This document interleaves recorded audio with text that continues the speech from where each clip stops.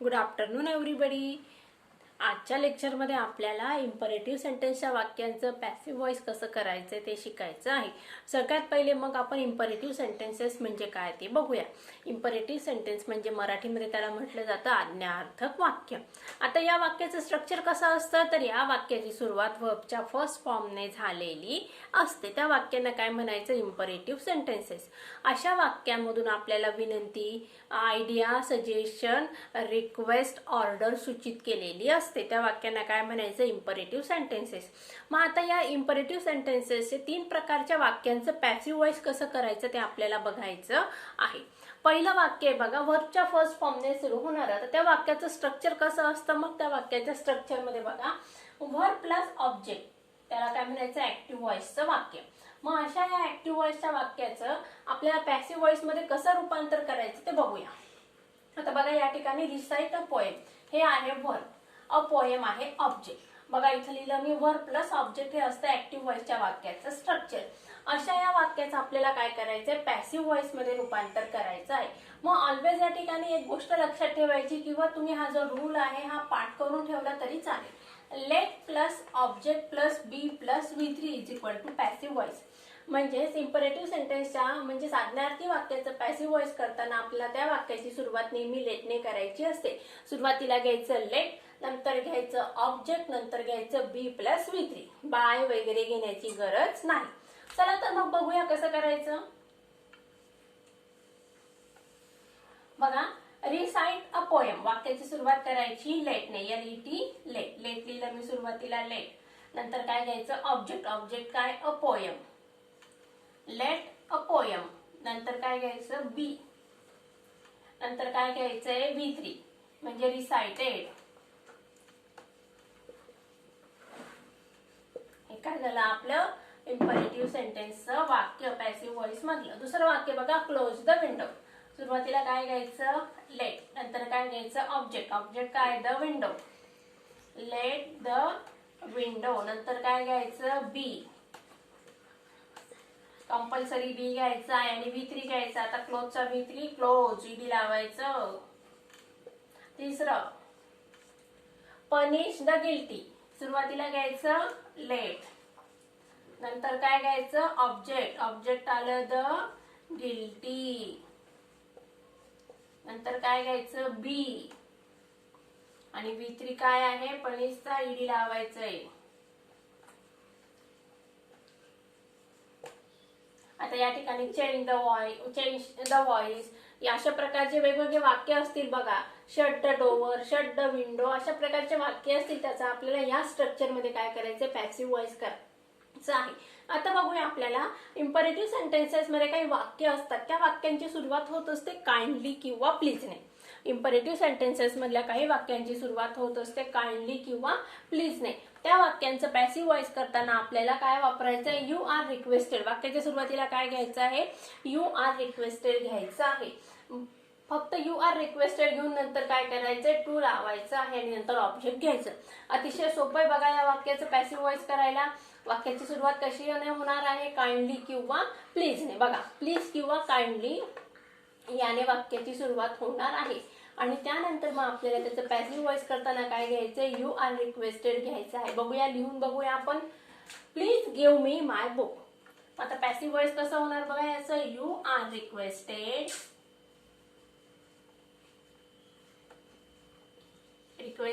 You are requested नंतर काय येणार? टू. टू नंतर काय येणार? Give me my book. जशाला तसं.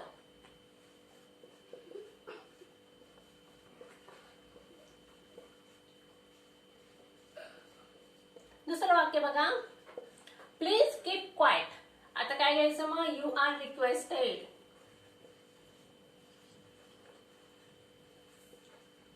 नंतर काय घ्यायचं? टू. नंतर लिहायचं कीप क्वाइट जशाला तसं वाक्यातलं उत्तरात लिहायचं आहे. तिसरं वाक्य आहे बघा, काइंडली हेल्प मी. मग कशाला सुरुवात करायची? You are requested.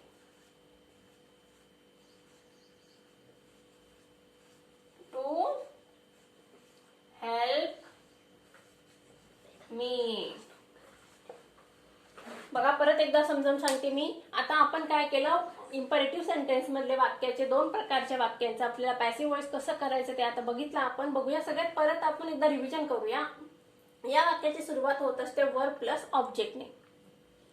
या वाक्यांची सुरुवात होत असते वर्ब प्लस ऑब्जेक्टने. त्या वाक्याला काय म्हणायचं, ऍक्टिव्ह व्हॉइसचं वाक्य. त्याचं स्ट्रक्चर कसं असतं बघा, late plus object plus be plus V3. म्हणजेच वाक्याच्या सुरुवातीला पॅसिव्ह व्हॉइस करताना आपल्याला काय घ्यायचं, लेट घ्यायचं, नंतर ऑब्जेक्ट घ्यायचं, नंतर बी घ्यायचं, नंतर V3 घ्यायचं. अशा प्रकारे त्या वाक्यांचं काय होणार, मग पॅसिव्ह व्हॉइस होणार. बघा आपण बोर्डवर वाक्य लिहिलेलं आहे, रिसाइट अ पोएम. आता या ठिकाणी वाक्याची सुरुवात कशाने झाली, वर्बच्या पहिल्या फॉर्मने झालेली आहे, नंतर आलेला आहे ऑब्जेक्ट. म्हणजे ते स्ट्रक्चर लिहून दिलं बघा, वर्ब प्लस ऑब्जेक्ट. इथपर्यंत समजलं.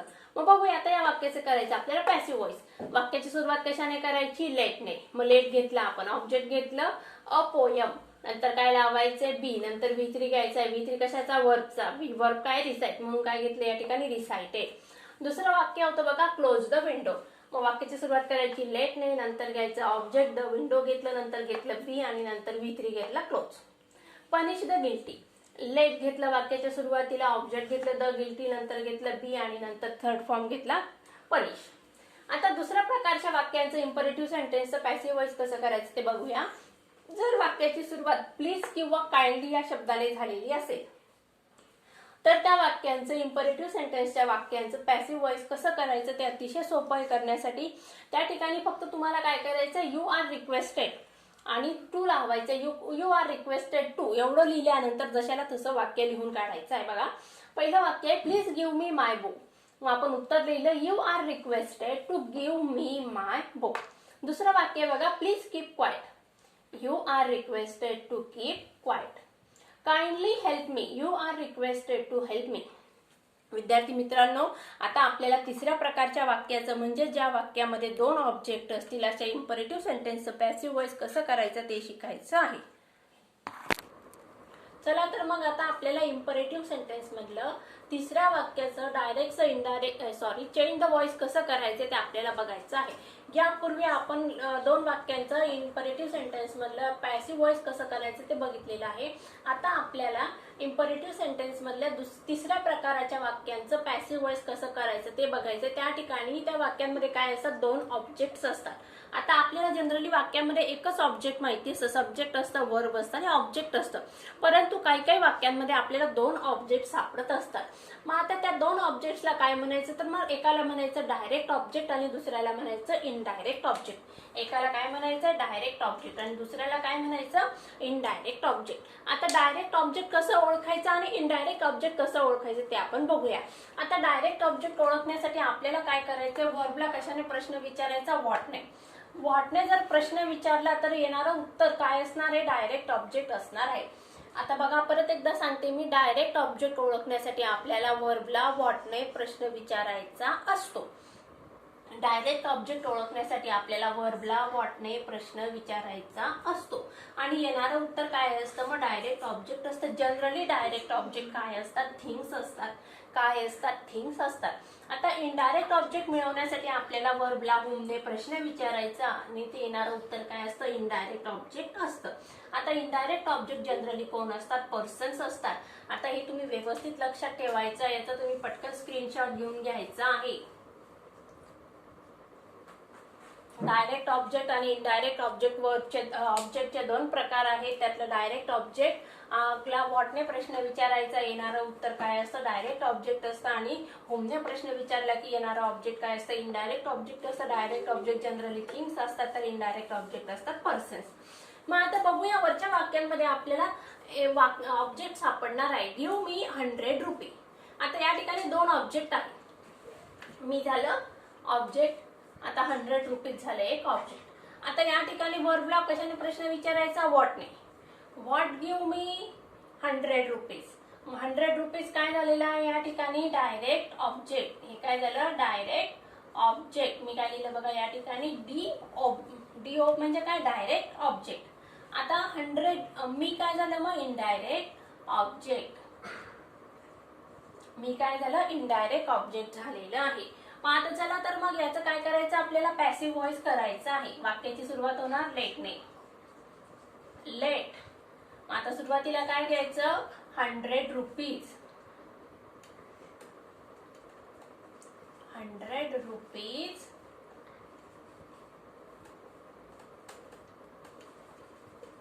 आता घ्यायचं आपल्याला बी. नंतर काय घ्यायचं, गिव्हचा थर्ड फॉर्म बी गिव्हन.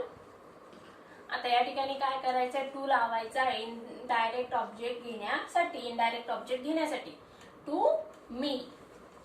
बघा या ठिकाणी परत एकदा समजावून सांगते मी वाक्य कसं केलेलं आहे. आपण वाक्य अतिशय सोपं आहे, स्ट्रक्चर नेहमीप्रमाणे आहे, late plus object plus be plus V3. पण या ठिकाणी एक स्लाइड चेंजेस झालेले आहे. या ठिकाणी आपल्याला काय करायचंय, ऑब्जेक्ट आहे दोन ऑब्जेक्ट आपल्याला ओळखून काढायचे आहेत. दोन ऑब्जेक्ट असतात, डायरेक्ट ऑब्जेक्ट आणि इनडायरेक्ट ऑब्जेक्ट. डायरेक्ट ऑब्जेक्ट आपल्याला वर्बला व्हॉटने प्रश्न विचारल्यानंतर येणारं ऑब्जेक्ट काय असतं, डायरेक्ट ऑब्जेक्ट असतं. आता डायरेक्ट ऑब्जेक्ट जनरली काय असतं, थिंग्स असतं, वस्तू असतात. आणि इनडायरेक्ट ऑब्जेक्ट ओळखण्यासाठी आपल्याला वर्बला काय करायचं, हुमने प्रश्न विचारायचा. येणारा ऑब्जेक्ट असतं इनडायरेक्ट ऑब्जेक्ट. आणि इनडायरेक्ट ऑब्जेक्ट जनरली काय असतं, पर्सन्स असतात. आता या ठिकाणी आपल्याला दोन ऑब्जेक्ट मिळालेले आहे, गिव्ह मी ₹100. आता मी पण एक ऑब्जेक्ट आहे, ₹100 पण एक ऑब्जेक्ट आहे. मग ते या दोन ऑब्जेक्ट मध्ये आपल्याला डायरेक्ट कुठलं आणि इनडायरेक्ट कुठलं हे ओळखून काढायचं आहे. मग या ठिकाणी मी तुम्हाला ट्रिक सांगितली, वर्बला कशाने प्रश्न विचारायचा, व्हॉटने. What give me ₹100. मग हे काय झालं, डायरेक्ट ऑब्जेक्ट. ₹100 काय झालं, डायरेक्ट ऑब्जेक्ट झालेलं आहे.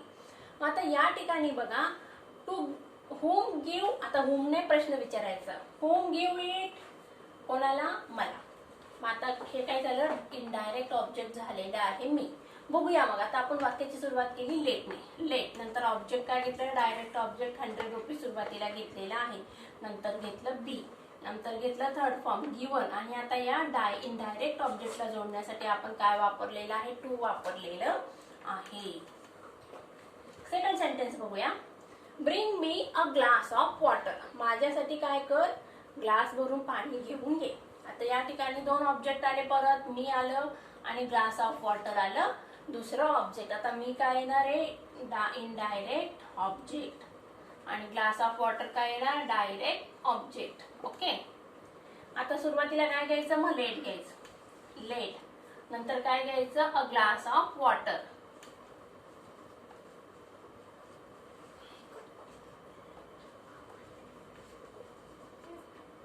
नंतर काय घ्यायचं, बी घ्यायचं. नंतर काय घ्यायचंय, ब्रिंगचा third form bring, brought, brought. Be brought to me. Third sentence बघूया, put this waste in the dustbin.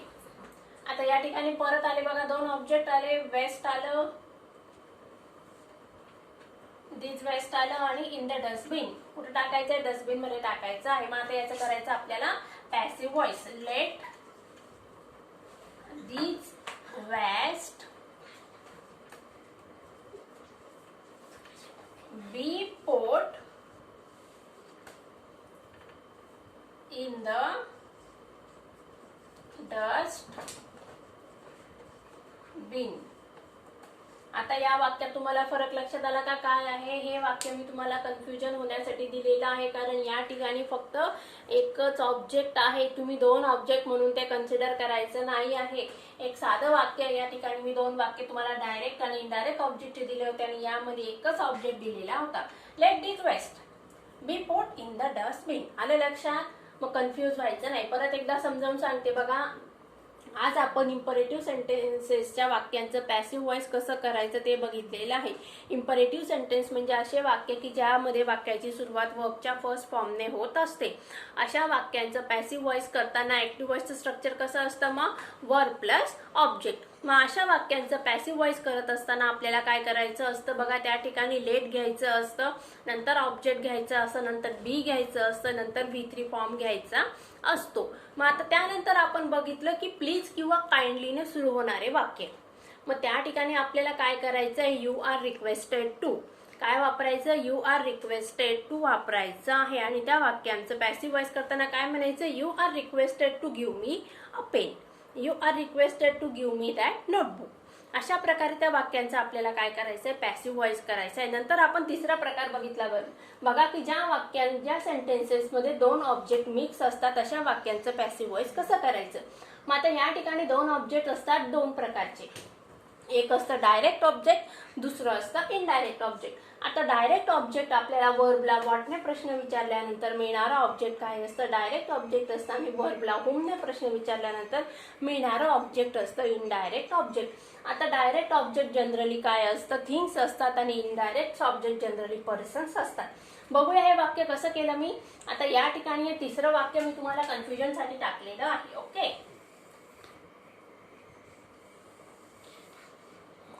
पहिलं दोन वाक्य बघा. Give me 100 rupees. आता या ठिकाणी मी काय झालं, इनडायरेक्ट ऑब्जेक्ट झालेलं आणि 100 रुपीज झालं डायरेक्ट ऑब्जेक्ट. बघूया मग काय केलं आपण, लेट घेतलं, डायरेक्ट ऑब्जेक्ट घेतलं 100 रुपीज, नंतर घेतलं बी, याचा नंतर गिव्हचा थर्ड फॉर्म घेतला गिव्हन, नंतर टूने काय केलेलं आहे, इनडायरेक्ट ऑब्जेक्ट जॉईन केलेलं आहे. दुसरं वाक्य बघा, bring me a glass of water. सुरुवातीला घेतलं लेट, नंतर घेतलं direct object a glass of water, नंतर लावलं बी, थर्ड फॉर्म घेतला बॉट टू मी. आता तुम्हाला कन्फ्युजन करण्यासाठी मी एक वाक्य टाकलं होतं, put this waste in the dustbin. आता या ठिकाणी let this waste be put in the dustbin. अशा प्रकारे विद्यार्थी मित्रांनो आज आपण इम्परेटिव्ह सेंटेन्सच्या वाक्यांचं पॅसिव्ह व्हॉइस कसं करायचं ते शिकलेलो. आता येणाऱ्या पुढच्या लेक्चरमध्ये आपल्याला दुसऱ्या प्रकारच्या वाक्यांचं पॅसिव्ह व्हॉइस कसं करायचं ते बघूया. तत्पूर्वी तुम्ही सगळ्यांनी मागचे जेवढे काही लेक्चर आहे त्याची व्यवस्थित रिव्हिजन करून ठेवा. मग येणारं पुढचं लेक्चर तुम्हाला समजायला सोपं जाईल. So okay, take care and good bye.